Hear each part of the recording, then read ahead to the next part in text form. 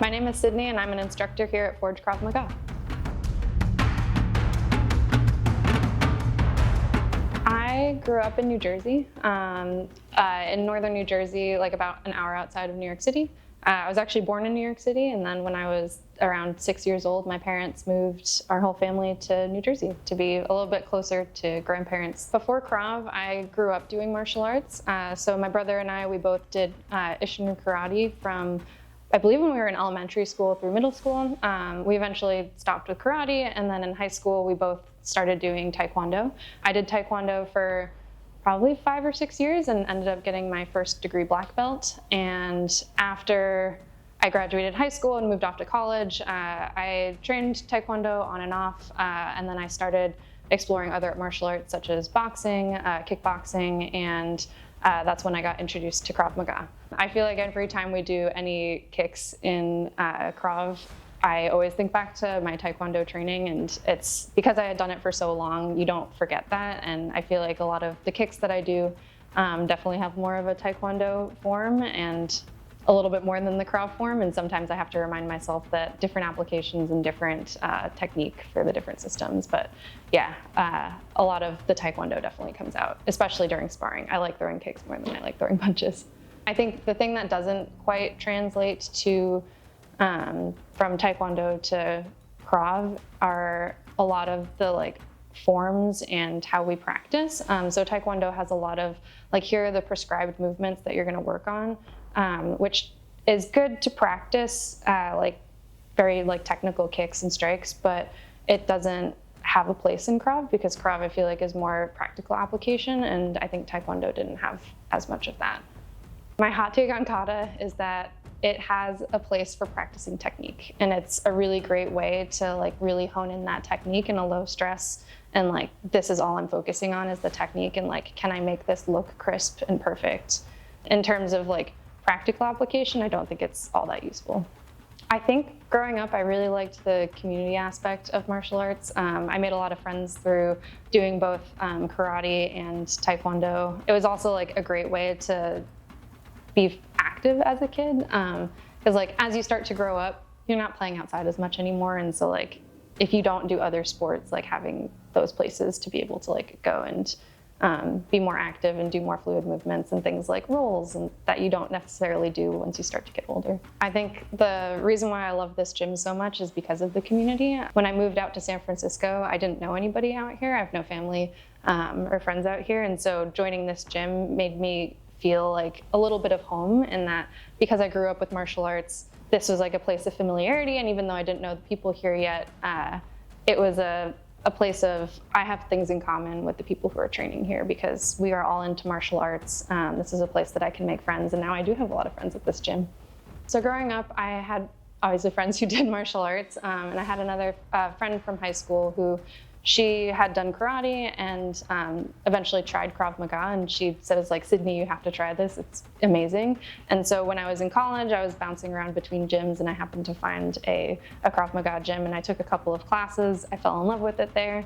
And then during one of my internships, I went to a gym in North Carolina and trained there for an entire summer, and I absolutely loved it after that. And I decided that this was the martial arts for me.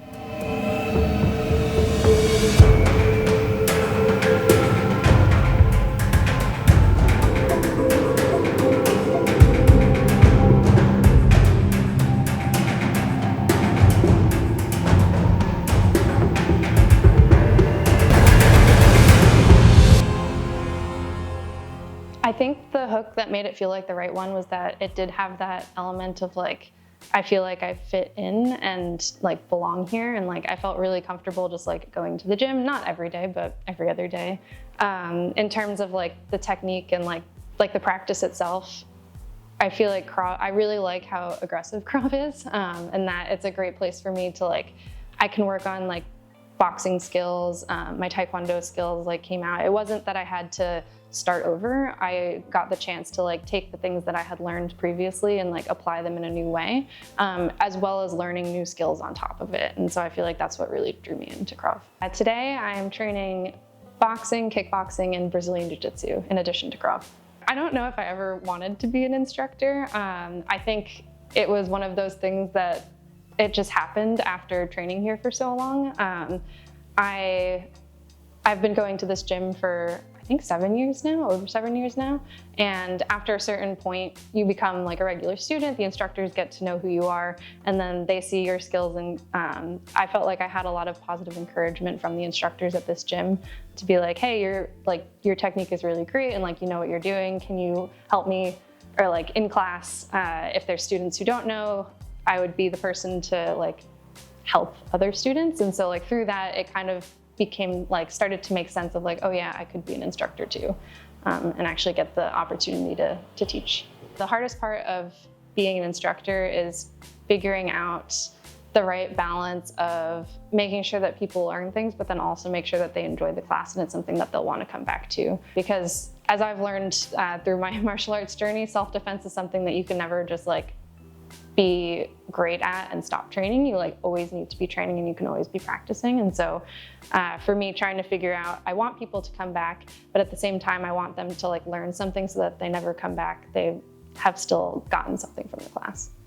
I think for me, I like teaching because it puts me out of my comfort zone a little bit. I'm not the most extroverted person, and so it's a different opportunity to learn. So learning how to communicate with people and how to show them things that I know really well. I really enjoy that challenge of like, okay, I need to like work on myself to get better at this to help others get better as well.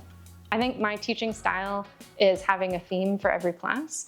And I like to be able to like build upon that theme rather than just thinking about teaching a specific technique.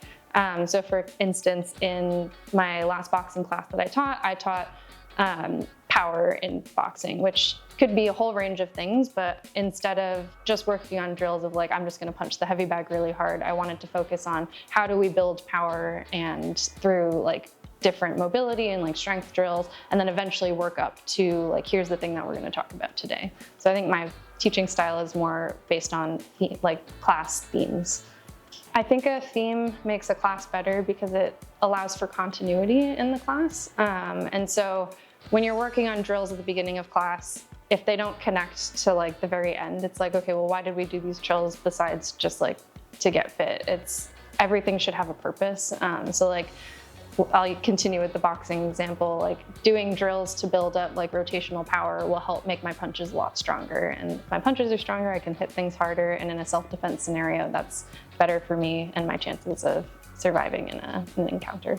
My advice for new students who are thinking about taking a class here would be just come in and try it. Even if it puts you outside of your comfort zone, remember that everybody else was probably there at the very beginning too. So even like instructors or anybody who's been at the gym for a long time, like we all started somewhere. And so even if it might be a little intimidating to see, oh, these people are really good, just remember that they all started at a place where their punches sucked. They didn't know what they were doing. And it was only through showing up and like making the continual effort that they got to where they are. Come in and train whenever you can. It doesn't need to be like you have to train 3 times a week in order to like get to this level. It's whatever you can do consistently. So if consistent is I can only train once a month, that's better than not at all. If you can come in multiple times a week, that's also great. I think one misperception about Krav Maga is that it's all groin kicks. Yes, we teach groin kicks, but that is not the only defense that we teach. There's a lot more to it than that.